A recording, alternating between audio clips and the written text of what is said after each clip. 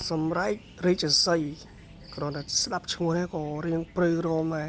កាចខ្លាំងតែម្ដងសម្រាប់ឈ្មោះទូកងដែលមានឈ្មោះថាសម្រាប់រាជសីដូចជាបាត់មុខរៀងយូរដែរហើយពុកម៉ែបងប្អូនគ្នាសម្រាប់ទូកងដែលស្ថិតនៅក្នុងវត្តទួសវណ្ណារាមសង្កាត់ទួសង្កែខណ្ឌរសីកែវរាជធានីភ្នំពេញមួយគ្រឿងនេះណាសម្រាប់ប្រវត្តិនៃទូកងនេះវិញគឺថាមិនធម្មតាទេពុកម៉ែបងប្អូនគ្នាសម្រាប់លបឿនវិញគឺញាក់សាច់តែម្ដងតែដូចជាខកខាននៅក្នុងការប្រកួតយូរដែរហើយសម្រាប់ប្រវត្តិអីយ៉ាងណាយ៉ាងនេះគឺខ្ញុំមិនសូវជាដឹងច្បាស់នោះទេប៉ុន្តែអ្វីដែលខ្ញុំធ្លាប់ដឹងគឺធ្លាប់ឃើញវីដេអូនៅក្នុង TikTok ណាឬក៏ Facebook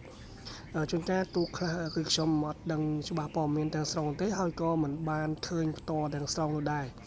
ប៉ុន្តែគ្រាន់តែថាគេឈ្មោះគឺល្បីល្បាញមែនទែនសម្រាប់ទូកងដែលមានឈ្មោះថាសម្រាប់រាជសីដែលស្ថិតនៅក្នុងរាជធានីភ្នំពេញមួយគ្រឿងនេះហើយ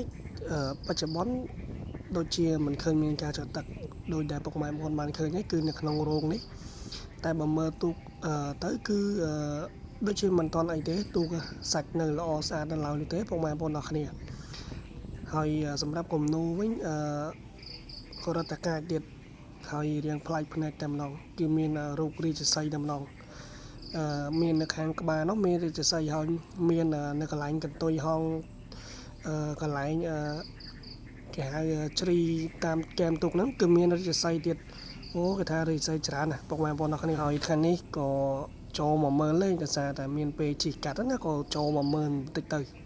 ធ្លាប់ឃើញមកបងយើងគាត់បានទៅថតបានច្រើនណាស់តែតមួយនឹងទូកងដែលមានឈ្មោះថាសម្រាប់រាជសីមួយគ្រឿងនេះសង្ឃឹមថានឹងអាចមានវត្តមានឡើងវិញហើយក៏សង្ឃឹមថានឹងអាចមានទូកថ្មីដូចគ្នា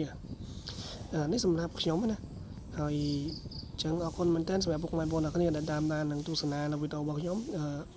ចាំជួបគ្នានៅវីដេអូក្រោយទាំងអស់គ្នាអរគុណច្រើន